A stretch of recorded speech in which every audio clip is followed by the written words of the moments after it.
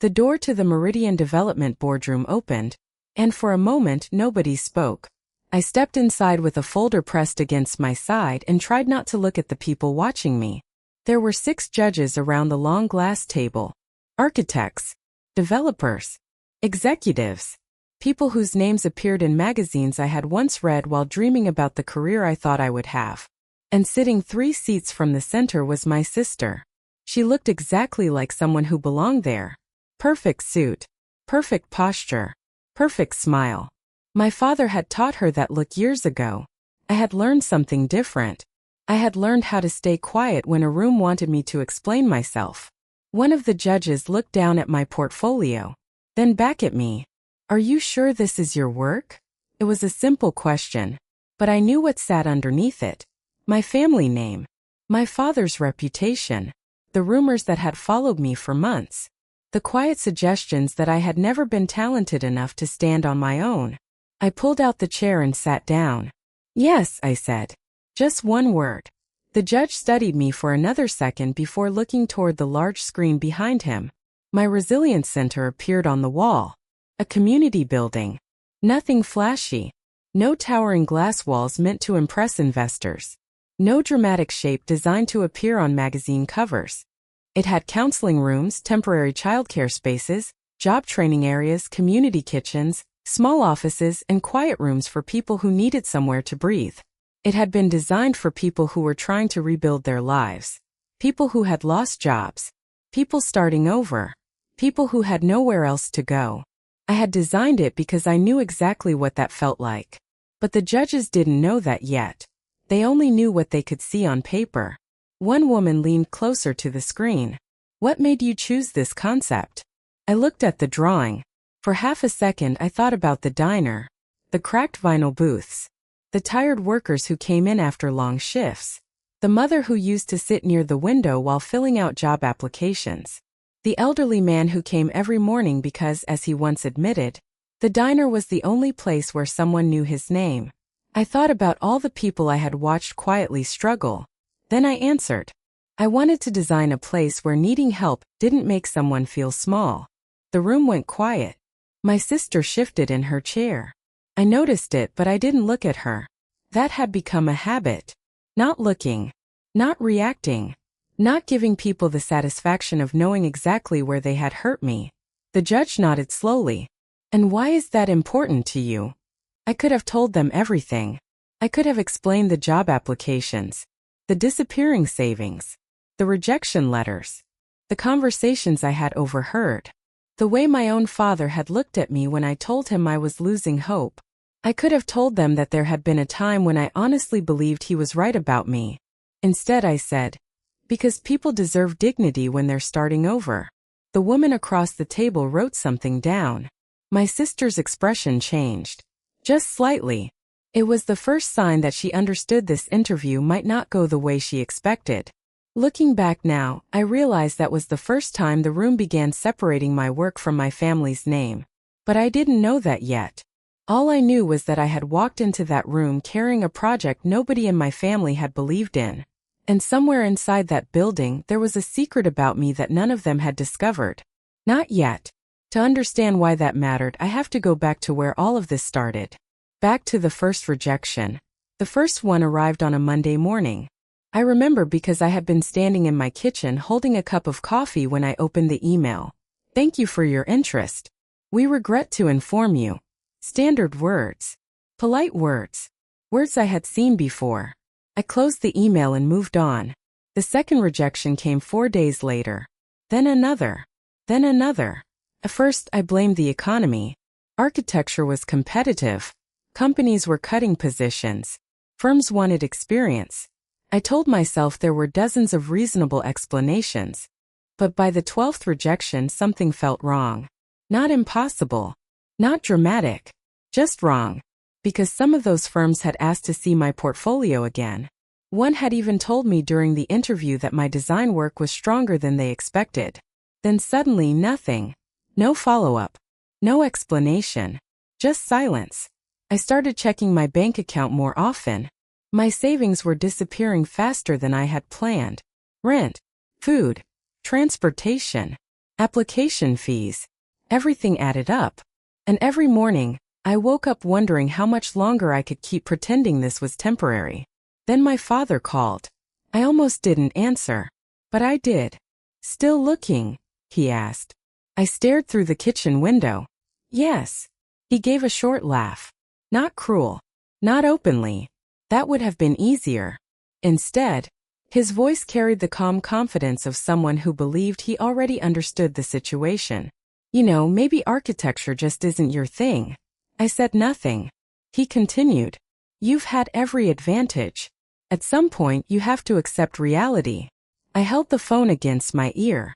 There was a time when those words would have broken me. That morning they simply made me tired. Because my father wasn't asking whether I was all right.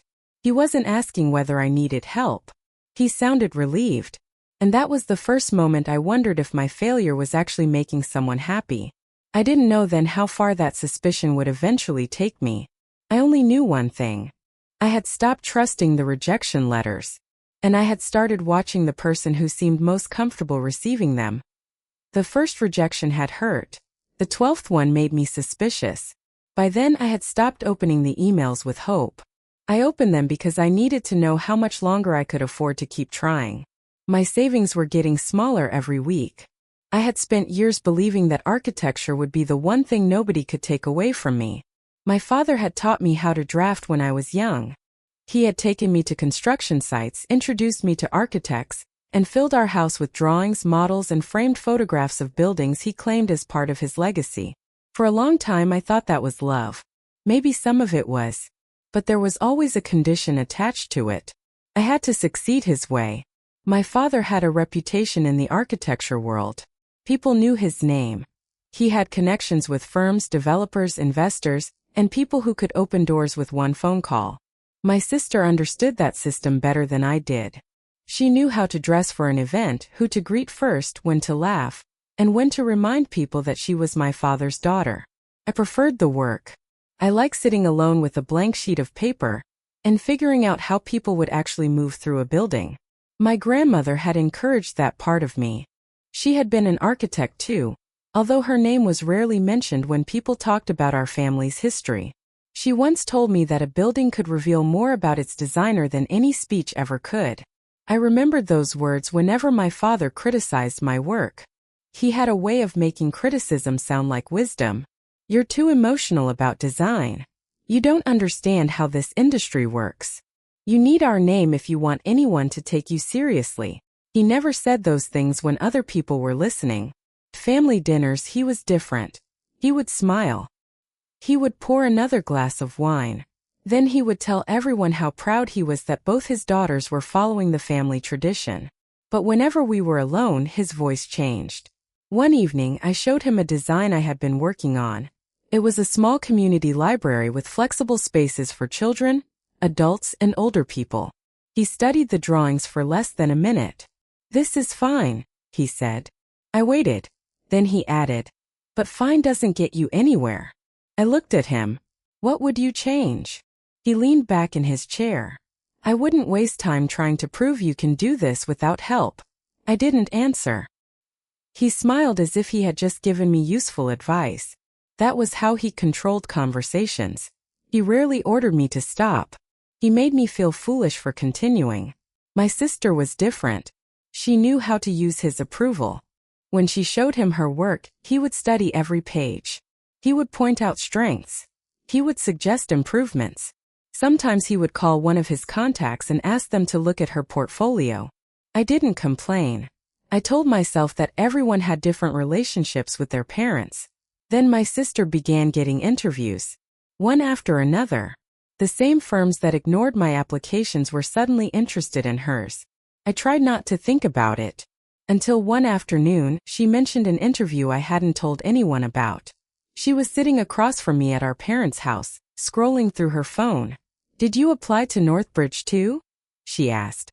I looked up. "Yes." She smiled.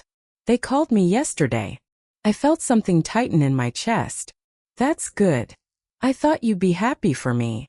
"I am." She tilted her head. "You don't sound happy." I put my phone down. "I said I'm happy for you." She shrugged. Then she said something I remembered for years. Maybe they're just looking for someone more polished. She didn't need to say what she meant. I understood. I was the daughter who worked quietly. She was the daughter who looked like she belonged. That night, I opened my laptop and looked through every application I had submitted. There were dates, names, contacts, notes from interviews. I started comparing them. Something didn't fit. A few firms had contacted people listed as references before rejecting me.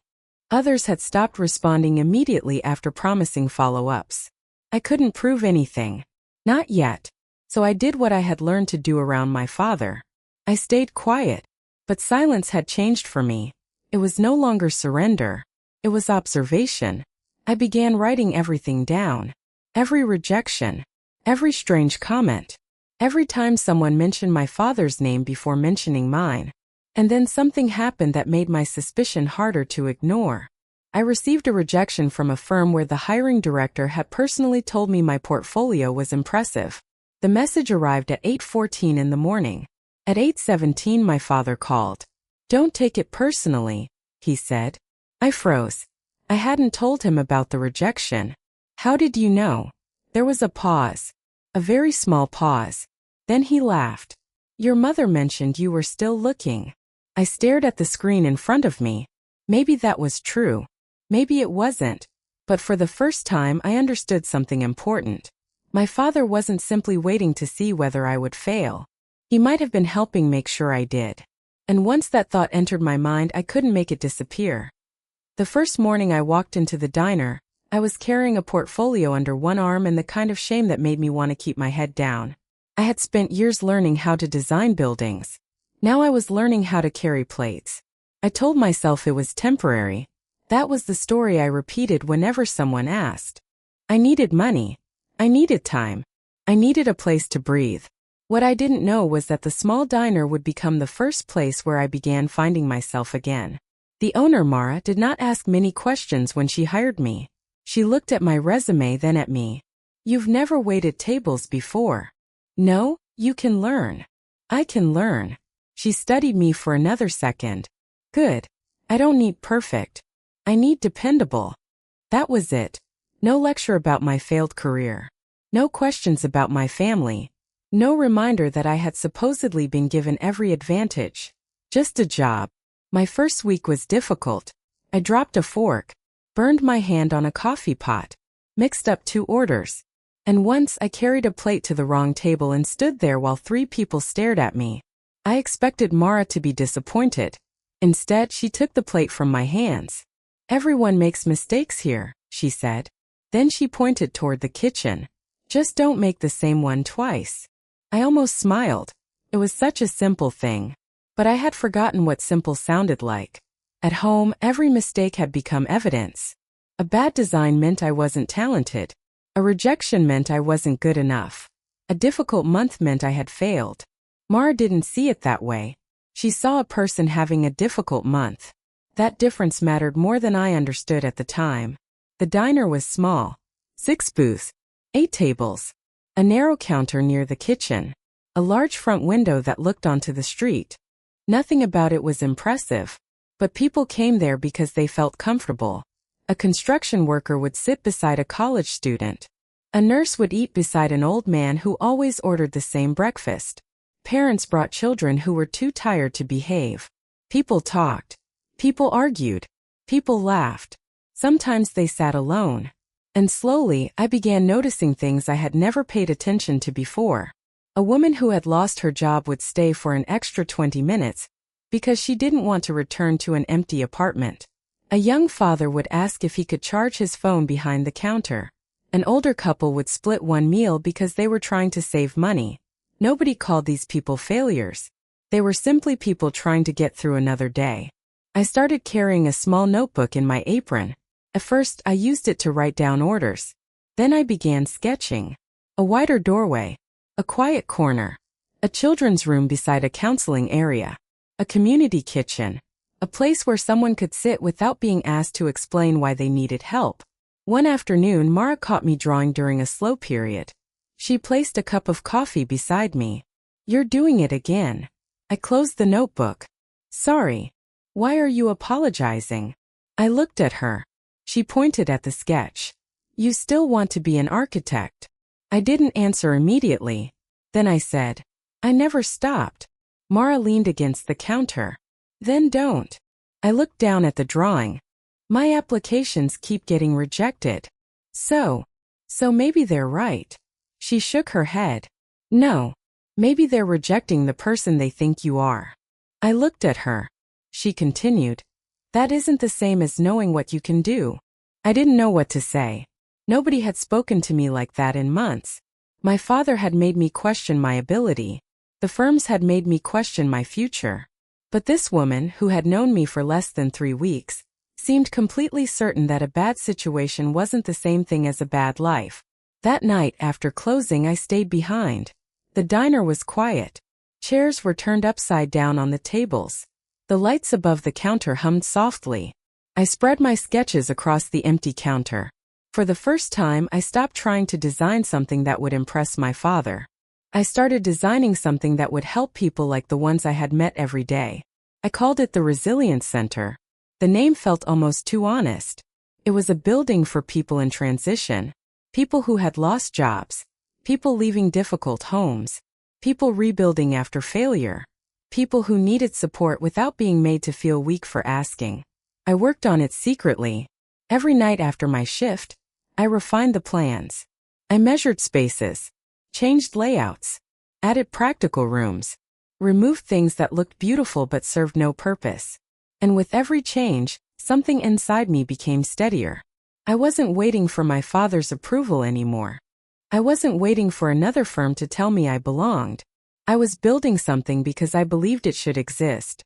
One evening, Mara walked past the counter and stopped beside me. She looked at the drawings. Then she looked at me. You know what this is, don't you? I shook my head. A second chance. I looked back at the plans. Maybe she was right. But there was one thing I still didn't know. I had no idea that this private project would eventually place me in front of the most important architecture panel in the country. And I certainly didn't know that my family would recognize parts of it before I was ready for them to. I never told my father about the Resilience Center. Looking back, that silence may have been the smartest decision I made. At the time, I didn't think of it as strategy. I simply knew I wasn't ready to let him touch something that still felt fragile. So I kept the project hidden. During the day, I worked at the diner. Night, I designed. My laptop stayed tucked inside an old canvas bag beneath my bed. My sketches were stored in a plain folder that looked like tax paperwork. Even Mara knew better than to ask too many questions when I stayed late. She understood that I needed a place where nobody was watching. The Resilience Center slowly became more than a collection of drawings. I designed a small reception area where people could walk in without feeling like they were entering an institution. I added private counseling rooms, a community kitchen, a childcare space, a job training room, a quiet reading area. There were offices for local support groups and flexible rooms that could change depending on what the neighborhood needed. Every part of the building had a reason. I wasn't designing for photographs. I was designing for people. And every time I finished a section, I thought about someone from the diner. The woman who had lost her job. The father who needed a place to charge his phone. The elderly man who came every morning because he wanted someone to remember his name. Their lives were teaching me things architecture school never had. Buildings weren't only about structure. They were about what people felt when they entered them. Safe. Welcome. Ignored. Exposed. Respected. Small details could change all of that. I began testing the design with the same question over and over. Would someone who had just lost everything feel embarrassed walking through these doors? If the answer was yes, I changed it. Meanwhile, my father continued telling people that I had given up. I didn't hear it directly. First, came through relatives, then through old classmates, then through someone I barely knew at a professional event. You're working at a diner now, right? She said it with a polite smile. I nodded. For the moment. She looked uncomfortable. Your father said you were taking some time away from architecture. I smiled back. I'm still designing. She seemed surprised. Oh, that was all she said. But I knew what had happened. My father had already created a version of my story. In his version, I had tried. I had failed. And eventually, I had accepted that I wasn't good enough. It was a simple story. It also wasn't true. I didn't correct her. That became my pattern. When people repeated my father's version, I let them. Not because I agreed with it. Because I was beginning to understand that arguing with him only gave him another opportunity to control the conversation. He wanted me defending myself. I wanted to keep working. Mara noticed the change. One evening, she watched me close my laptop. "You're getting better at ignoring people." I smiled. "I'm trying." She wiped down the counter. "Don't confuse ignoring them with giving up." "I don't." "Good." She looked at me. "Because some people talk louder when they realize you're not listening." She was right. My father became louder. Then my sister became louder too. She started attending more industry events. Her photographs appeared online beside expensive buildings and influential people. Whenever someone mentioned her success, my parents acted as though the family had finally produced the architect they had been waiting for. I saw one photograph of her standing beside my father at a private event. They were both smiling. The caption praised the next generation of our architectural family. I stared at it for several seconds. Then I closed the page. There was no jealousy. At least I didn't think there was. What I felt was something quieter. A warning. Because my sister's success was beginning to involve things that looked familiar. A design element here. A structural concept there. Details I had seen before. Not in her work. In my grandmother's old sketches. I kept copies of some of those sketches because my grandmother had given them to me when I was younger. She had always been careful about her work. She dated everything. She wrote notes in the margins. She kept photographs of completed projects. She believed records mattered. At the time, I didn't understand why. Now I was beginning to. Then the National Architecture Competition opened for submissions. The prize was significant, but the exposure mattered more. The winner would receive funding, professional recognition, and an opportunity to develop the project with a major partner. For the first time, I thought about submitting the Resilience Center. I hesitated for 3 days. I wasn't sure I was ready. Mara found me staring at the application page. "You're going to enter." "I don't know." She pointed at the screen. "You've spent months building this." "Yes. So now let someone judge it." I looked at her. "What if they hate it?" She shrugged. "Then you learn." "And if they like it?" She smiled. "Then you learn something else." I submitted the project that night. No announcement. No family call. No social media post. Just my name on an application. For the first time in months, it felt like my work belonged entirely to me. Then 3 weeks later, I received an email. I read it twice. Then a third time. The Resilience Center had been selected as a finalist. I sat alone at the diner counter staring at the screen. Mara noticed my face. "What happened?" I turned the laptop toward her. She read the email. Then she looked at me. "Well." I couldn't help smiling. "I made the finals." She didn't scream. She didn't jump. She simply reached across the counter and squeezed my hand. "I knew you would." For one brief moment, everything felt simple. Then my phone buzzed. A message from my sister. "Congratulations. I guess we're both finalists." I stared at those words. My smile disappeared. Because suddenly, the competition was no longer just about my project. My sister was in it too. And I had a feeling she had not entered to compete fairly. When I saw my sister's presentation, I recognized the blueprint before she finished the first sentence. I was sitting near the back of the conference room, listening to her explain a community housing project to a panel of architects and developers. She spoke confidently. Too confidently. Her presentation showed a series of floor plans, exterior elevations, and interior spaces designed around community support. A shared kitchen, flexible meeting rooms, private consultation areas, a quiet room for families. I stared at the screen. I knew those ideas. Not because they were similar to my Resilience Center, because some of them came from somewhere much older. My grandmother's work. The room was filled with polite approval. One judge nodded. Another leaned forward. My sister smiled. "My goal," she said, was to create spaces where people could rebuild their lives without feeling ashamed of needing help. I felt my hands go still. Those words were close enough to mine that I could feel my heartbeat in my fingertips. But I said nothing. I watched the screen. There was a small design feature in the corner of one floor plan. A curved wall surrounding a quiet seating area. It was almost invisible. Most people would never notice it. I had seen it before. Years earlier, my grandmother had drawn that exact shape in one of her notebooks. She had called it a transition space. A place where people could pause before entering a more public area. I remembered sitting beside her when I was younger. She had drawn it in pencil while explaining that architecture was not only about getting people from one room to another. Sometimes, she said, you had to give people a moment to gather themselves. My sister was now presenting that same idea as her own. I looked toward my father. He was sitting near the front. Proud. Relaxed. Smiling at her as if he had known all along that she would succeed. Then he glanced toward me. Our eyes met. His smile disappeared for half a second. Not because he was surprised to see me. Because he knew I had noticed something. I looked back at the presentation.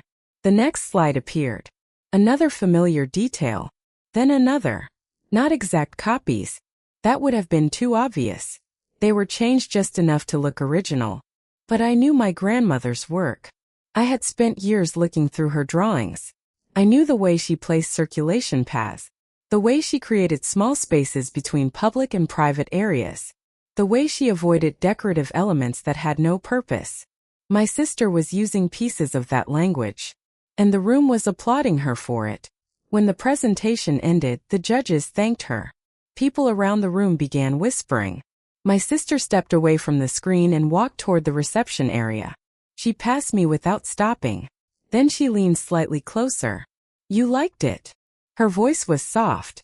I looked at her. It was familiar. She smiled. I've been working on it for months. I can see that. She studied my face. Then she walked away. That was all. No argument. No accusation. No scene. But something had changed. Until that moment, I had suspected that my sister was benefiting from the family reputation. Now I wondered if she was benefiting from something much older. Something that had belonged to our grandmother. That evening I went home and opened the box where I kept the few things Grandma had given me. Old photographs. A small notebook. Several copies of her sketches. Letters she had written to me when I was away at school. I spread them across my table. The more I looked, the more connections I found. A floor plan here. A structural idea there. A small notation in the margin that matched something from my sister's presentation. I didn't sleep much that night. I kept thinking about my father. About how quickly my sister had risen. About how many times he had told me that talent ran in the family. What if the family talent had never belonged to him? What if the reputation I had been taught to admire had been built on work that someone else had created? I still had no proof. Only memories. Similarities. Questions. And questions weren't enough. So I did what I had learned to do. I stayed quiet. The next morning I returned to the diner. Mara took one look at me. Bad night. I nodded. She poured coffee. Want to talk? No good. I looked at her. She smiled. Then don't. That made me laugh for the first time all day. But the problem didn't disappear. My sister's name was appearing everywhere. Professional pages. Industry events. Online articles. And my father's influence seemed to follow her into every room.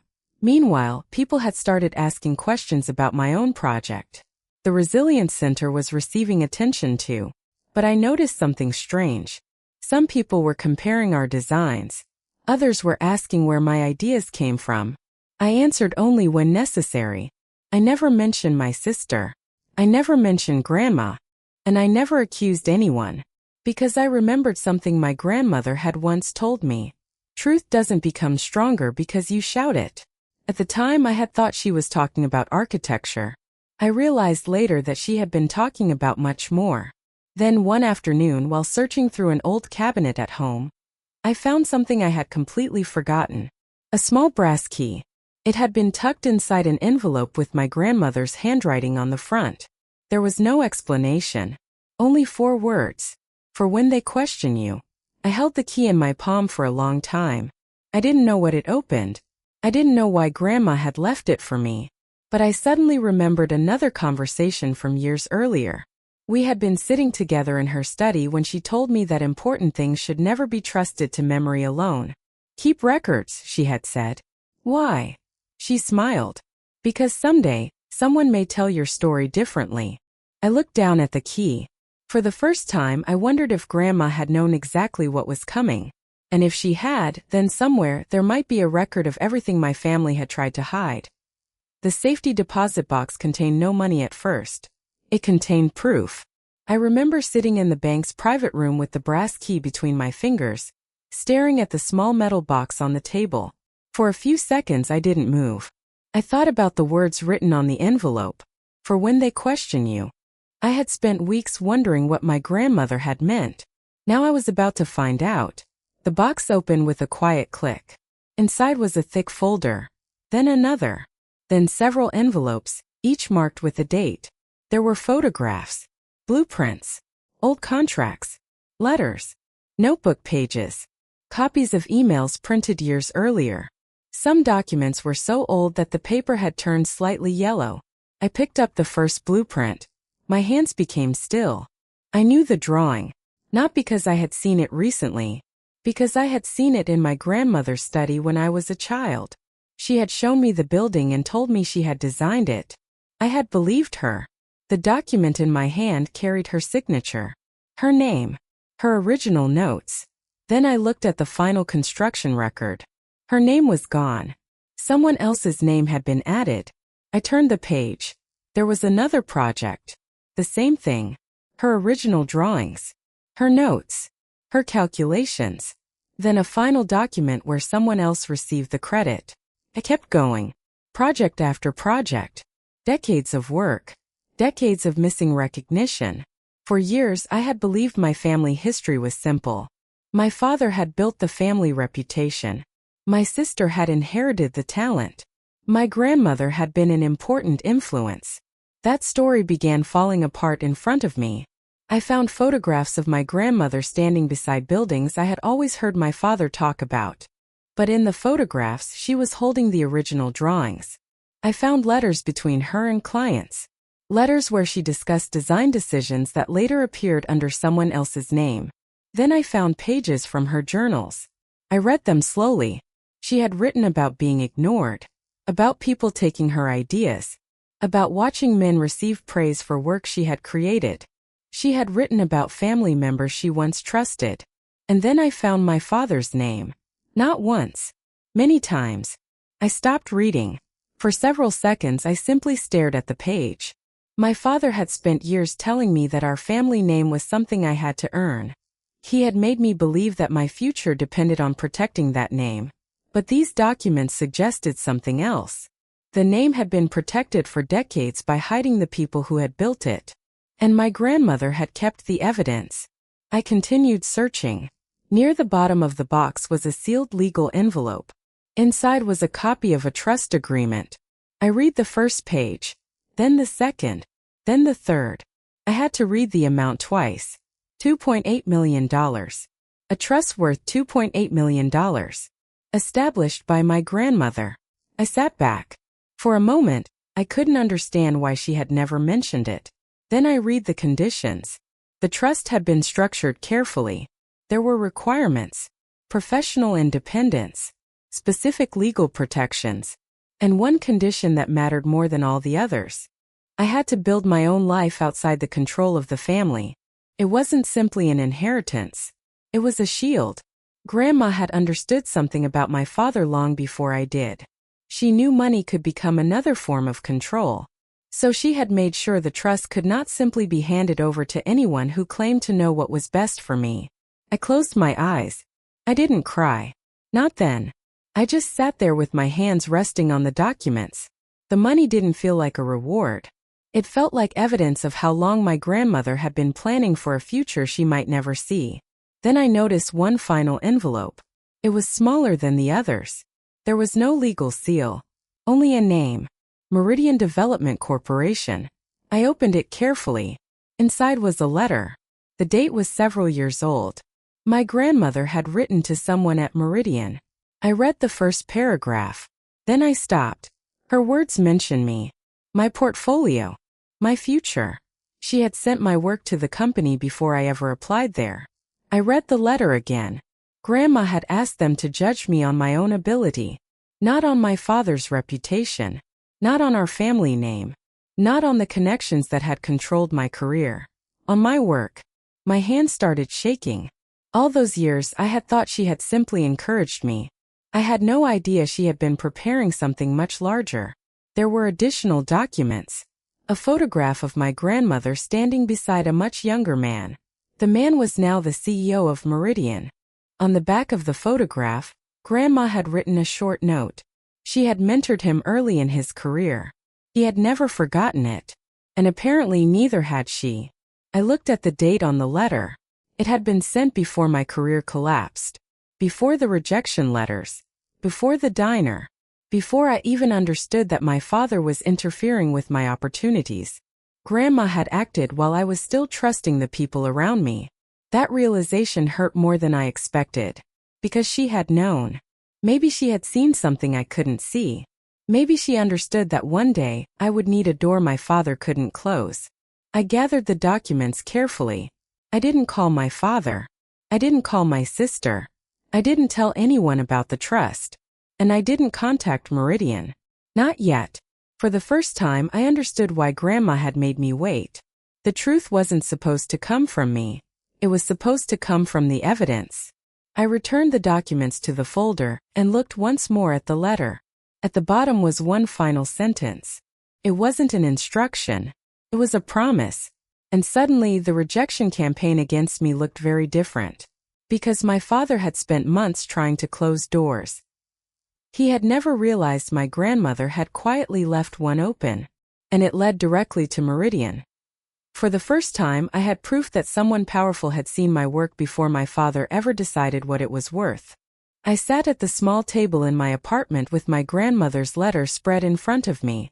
I had read it so many times that I could almost remember every line. She had sent my portfolio to Meridian Development Corporation years earlier. Not to ask for a job. Not to demand special treatment. She had asked them to look at my work without knowing whose daughter I was. That distinction mattered. My grandmother had understood something I was only beginning to understand. Sometimes a family name could open a door. But sometimes it could also close one. The man who received her portfolio had been young when she knew him. His name was Daniel Mercer. At the time, he had been an ambitious architecture student with more ideas than money, and no clear path forward. My grandmother had mentored him.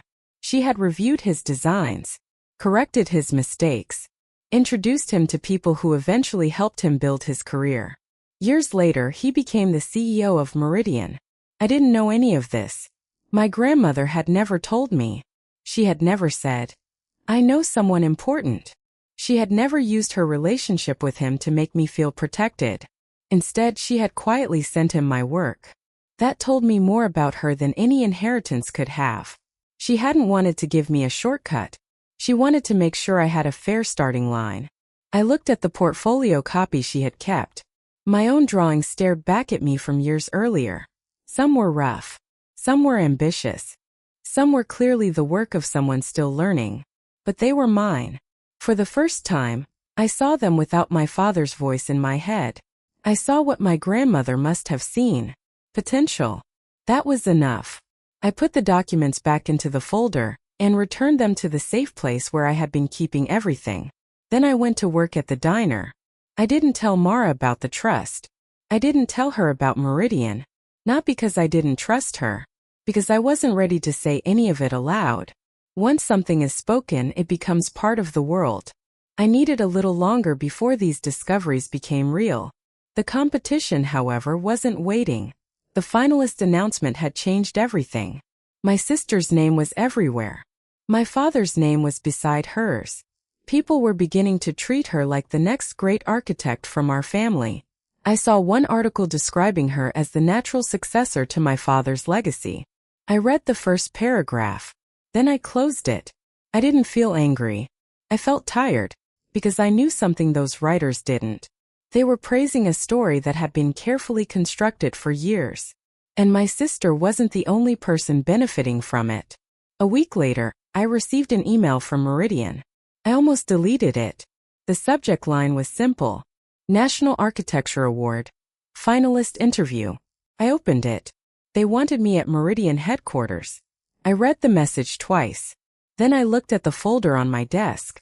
My grandmother's documents were inside. The trust agreement. The original blueprints. The letters. The records.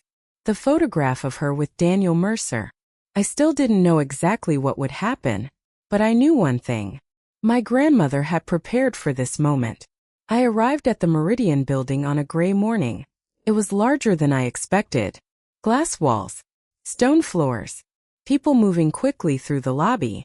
Everything about the place suggested power. I felt strangely calm, maybe because I had already lost the things I once thought I needed. My job. My family's approval. My father's protection. I had survived without them. The interview began with the judging panel. There were questions about the Resilience Center, questions about cost, questions about accessibility, questions about how the building could serve different communities without becoming financially impossible to maintain. I answered carefully. I didn't try to impress them. I explained the choices, why the counseling rooms were separated from the public areas, why the childcare space had direct access to the community kitchen, why the building had several entrances instead of one dramatic main entrance. Every decision had a reason. The panel seemed interested. One judge looked at my drawings for a long time. Then she asked, "Where did you learn to think this way?" I paused. My grandmother taught me to watch people. That was all I said. I saw one of the judges exchange a quick glance with another. I didn't understand why. The formal interview ended. I gathered my papers. Then an assistant approached me. "Mr. Mercer would like to speak with you privately." My heart skipped once. Daniel Mercer. Theo. The man my grandmother had mentored. I followed the assistant through a quiet hallway. His office was nothing like I expected. There were no trophies on the walls. No giant portrait. Only photographs of buildings. And one photograph I recognized immediately. My grandmother. I stopped walking. Mr. Mercer stood beside his desk. He looked at the photograph, then at me. "You look like her." I didn't know how to respond, so I said nothing. He gestured toward the chair. "Please sit." I did. He remained standing for a moment. Then he said something that made the room feel suddenly smaller. "Your grandmother asked me to watch for you." I looked at him. "She did." He nodded. "She knew your father would not make it easy for you." I didn't move. Mr. Mercer opened a drawer and removed a thin file. "I've been keeping records for years." He placed it on the desk. Not dramatically. Almost carefully. I looked at the folder. "What records?" He didn't answer immediately. Instead, he looked toward the photograph of my grandmother. "Your father contacted people about you." My throat tightened. "Why?" Mr. Mercer finally met my eyes. "Because he wanted them to believe you weren't ready." I looked down at the file. Everything I had suspected was suddenly sitting in front of me. The rejected opportunities. The strange phone calls. The disappearing interviews. The whispers about my ability. I still didn't open the folder. I didn't need to. Not yet. Mr. Mercer had already confirmed what I had spent months trying not to believe. My father hadn't simply doubted me. He had been working against me. And now, for the first time, someone outside my family had proof. He placed his hand on the folder. Then he said quietly, "Your father never knew we kept this." I looked at him. And I understood that the biggest part of my grandmother's plan had not been the money. It had been the evidence. My sister entered the award ceremony expecting applause. I entered carrying a folder I had not opened in months. The difference was what each of us believed we had to prove. The room was full. Judges, architects, developers, and reporters watched. My father's name appeared on several introductions that evening. Mine did not. That was fine. I wanted them to remember the building. My sister presented first. She walked to the stage with the polished confidence I had seen all my life. Her project appeared behind her. The audience applauded before she finished her introduction. She smiled and began. I listened quietly. Some ideas were strong. Others were familiar. I recognized pieces of my grandmother's work again, hidden beneath modern details and new labels. This time I was not alone with my suspicion. I knew what was inside the folder. Original drawings, letters, records. I knew the truth would not become stronger because I accused someone. So I waited. One judge pointed to a curved transition area on her floor plan. "Why did you choose this shape?" She answered immediately. "It creates a psychological pause between public and private spaces." I looked down at my hands. That phrase was almost identical to something my grandmother had written decades earlier. The judge nodded. Then he asked another question. "Is this original to your work?" My sister paused. Only for a second. "Yes," she said. The room moved on. Then it was my turn. I walked to the stage. The Resilience Center appeared behind me. Just the building. I explained the layout, the counseling rooms, the community kitchen, the childcare area, the quiet rooms. I explained how the design had grown from watching people struggle. One judge asked, "Why not make the building more impressive?" I looked at the screen. Because people don't need a building to impress them when they're already trying to survive. The room became still. I continued. I wanted the space to make people feel capable, not important. Nobody spoke. Then the judge nodded. Another asked where I had learned to think about architecture this way. I said, "My grandmother taught me to watch people." Again the room went quiet. Two judges exchanged a glance. The panel asked about cost, access, maintenance, and long-term use. I answered simply. I didn't exaggerate. I explained what I had built and why. When I finished, the applause started quietly. Then it grew. I looked toward my sister. She wasn't clapping. My father was. But he wasn't smiling anymore. Then one judge asked to see my original sketches. I handed them over. The judge studied the pages. Another leaned closer. "When were these created?" I gave the date. The judge looked at my sister's presentation on the screen, then back at my drawings. Nobody said anything, but I could feel the room changing. The questions became more specific. Where had my design language come from? Why did several elements resemble older community architecture? I answered only what I knew. I never mentioned my sister or accused my father. I didn't have to. The room was beginning to ask the questions for me. Then the session ended. People stood and conversations spread through the room. I gathered my papers. An assistant approached me. "Mr. Mercer would like to see you." I followed her down a quiet hallway. His office was at the end. Daniel Mercer stood beside the window. Neither of us spoke. Then he looked at me. "Your grandmother believed you would reach this room." I felt my chest tighten. "She knew." He nodded. "She knew your work. And she knew what your father was doing." He placed a folder on the desk. I recognized it immediately. He opened it. Inside were copies of communications, dates, and records showing that my father had contacted people connected to my career. I looked at the pages. My father had not simply questioned my talent. He had tried to make other people question it too. Mr. Mercer spoke quietly. "She asked me to preserve everything." I looked at the photograph of my grandmother on his desk. I had thought she left me memories. I was beginning to understand that she had left me protection. Then Mr. Mercer said the words I had been waiting months to hear from someone other than myself. "Your work was never the problem." I looked down. For the first time I breathed. I had nothing left to prove now. Outside that office, the judges were still reviewing the competition. My sister was still waiting for the result. My father was still sitting in the same room where he had expected his name to control the outcome. But that control was disappearing. And neither of them knew how much evidence was still waiting to be revealed. The document was not a recommendation. It was a record of what my father had tried to do. I understood that the moment Mr. Mercer placed it in front of me. For months I had questioned myself.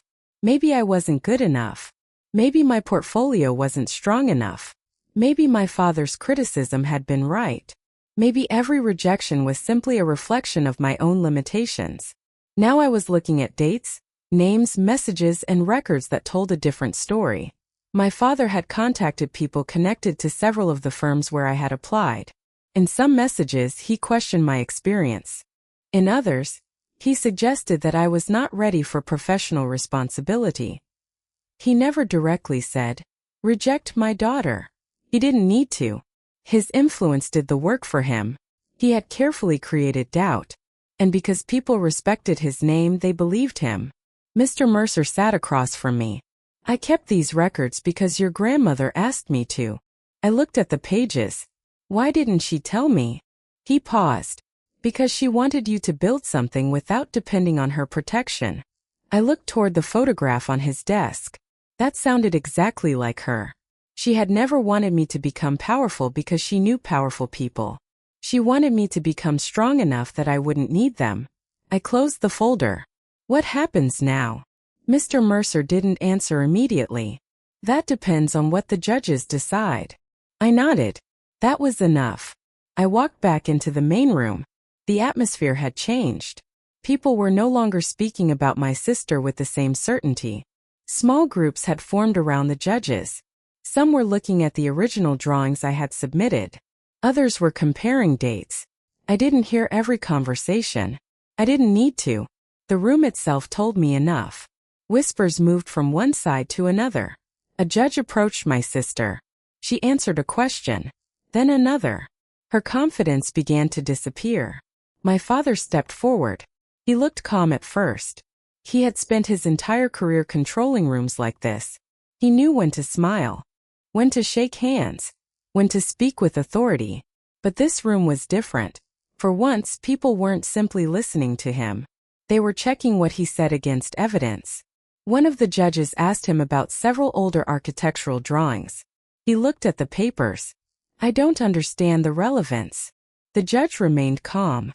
"These documents show the original work belonged to your mother." My father's expression changed. Only slightly. But I saw it. The same man who had once told me that my career depended on his name suddenly seemed unsure of what that name was worth. My sister stepped in. "These are old family matters," she said. A judge looked at her. "They became relevant when elements of that work appeared in your submission." The room went completely silent. My sister stared at the judge. "I developed those ideas independently." Nobody answered. The silence lasted several seconds. Then another judge placed a document on the table. It contained dates that made the comparison impossible to ignore. The crowd, the money changed what I could build. The truth changed who I believed I was. For a long time, I thought those two things would be connected. They weren't. The $2.8 million trust gave me security. It gave me choices. It gave me the ability to invest in my work without asking my father for help. But it wasn't the reason I felt free. Freedom had started much earlier. It started the night I sat alone in the diner and realized I could design something nobody in my family understood. It started when Mara looked at my sketches and told me that surviving a difficult season did not mean I had failed. And it started when I finally stopped waiting for my father to tell me I was good enough. After the competition, everything moved quickly. The judges reviewed the evidence. The original drawings were examined. The records from Meridian were added to the file. My sister's submission was questioned, and the professional community began looking more carefully at work that had once been accepted without much thought. My father tried to protect himself. At first, he said there had been misunderstandings. Then he said the documents were being taken out of context. Then he stopped speaking publicly. I watched all of it from a distance. For years, I had imagined what it would feel like to see him lose control. I expected satisfaction. Instead, I felt tired, because by then I understood something. Winning against someone was not the same as winning for yourself. The national award eventually went to the Resilience Center. When my name was announced, the room stood. People applauded. Some loudly, some quietly. I looked toward the stage and thought about the diner. The same hands that had carried coffee cups had drawn those first plans. The same person who had once counted every dollar in her bank account had created a building that could help people start again. I thought about Grandma. She wasn't there. That was the only part of the moment I wished I could change. I wanted her to see it. Not because I needed her approval. because she had believed in me before I had learned how to believe in myself. Later that evening, I returned to the diner. Mara was closing. She looked at me. "So?" I smiled. "We won." She nodded as if she had expected nothing else. Then she handed me a cup of coffee. "Good." I laughed. "That's all. What do you want me to say?" "I don't know." She leaned against the counter. "You did the work." That sentence stayed with me. Not my father. Not the trust. Not Meridian. Not the award. The work. That was mine. Months later, I began developing the Resilience Center for real. The trust helped fund the early stages, but I was careful with it. I didn't want to build something beautiful just because I could afford it. I wanted to build something useful. We found a location. I worked with a small team. We spoke with people in the neighborhood. We asked what they needed. The final design changed several times. Some rooms became larger. Others disappeared. We added a space for legal assistance, a training room for people searching for work, a small area where parents could leave their children safely while meeting with counselors, a community kitchen, and near the entrance, I kept one small open area with comfortable chairs, a place where someone could sit without being asked why they were there. I wanted the first message of the building to be simple: you belong here. My family did not become part of that project. My sister and I barely spoke. There were apologies eventually. Some were sincere. Some sounded like attempts to recover what had been lost. My father asked to meet me alone. I agreed. We sat in a quiet restaurant. For a while, neither of us spoke. Then he said, "I was trying to protect the family." I looked at him. "From what?" He didn't answer. I already knew. He had been protecting a reputation. A reputation built partly on work that wasn't his. A reputation he had used to decide who deserved opportunities. A reputation he had tried to place above his own daughter. "I don't hate you," I told him. He looked surprised. "But I can't go back." That was the truth. Forgiveness, if it came, would not mean returning to the same place. I had learned that love without respect could become control, and loyalty without truth could become a prison. So I walked away. Not dramatically, not angrily, just quietly. The same way I had walked away from so many things that no longer belonged in my life. Sometimes I still think about that first rejection, the one that made me suspicious. Then I think about the 12th, the one that finally made me start looking closer. If those doors had opened easily, I might never have questioned who was standing behind them. I might never have found Grandma's records. I might never have discovered the trust. I might never have met Daniel Mercer. And I might never have designed the Resilience Center. That is the strange thing about betrayal. First, it feels like someone has stolen your future. But sometimes, leaving the people who tried to control your future is exactly how you discover what you were capable of building. My grandmother understood that. Mara understood it. Eventually I did too. I used to think my family name was something I had to live up to. Now I understand that a name is only a name. What matters is what you do when nobody is applauding, what you build when nobody believes in you, and who you become when the people who were supposed to support you decide to make you smaller. I didn't need to become bigger than my father. I only needed to become myself. And that was enough. So if someone you loved ever tried to convince you that you were worthless without them, I want to ask you something. Would you confront them? Or would you quietly build a life they could never control? Tell me in the comments. And if you enjoy stories about betrayal, resilience, and quiet vindication, subscribe. There are more stories waiting for you.